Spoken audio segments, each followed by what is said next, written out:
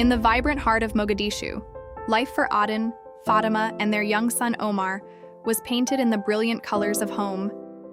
Aden, a master artisan, carved intricate patterns into wood, his hands telling stories older than the city itself. Fatima was the soul of their community, her laughter a melody that echoed through the bustling market where she sold fragrant spices. Omar, with eyes full of the endless blue of the Indian Ocean, would chase the waves, his dreams as vast as the horizon. Their home was a sanctuary of peace, filled with the aroma of Fatima's cooking and the murmur of evening prayers. But peace is a fragile thing. A low rumble of conflict on the horizon soon became a deafening roar that tore through their lives. The drums of war beat a relentless, terrifying rhythm, shattering the harmony of their world.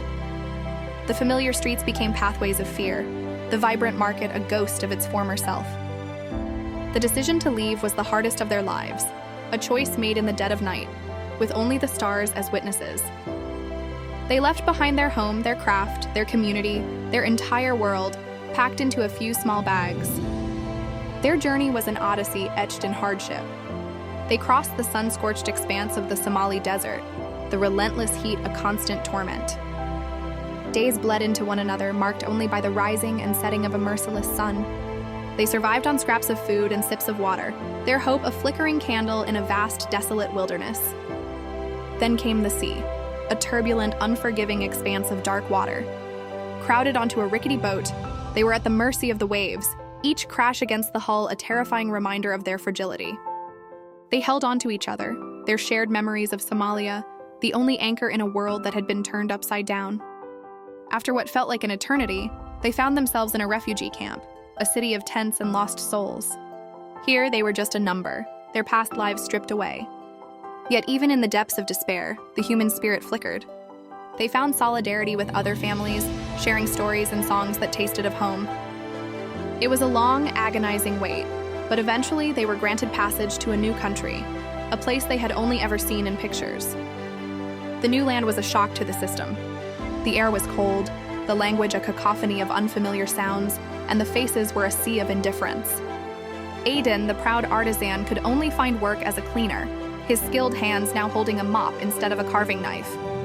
Fatima, once a vibrant part of her community, felt trapped by the four walls of their small apartment, the silence a heavy blanket.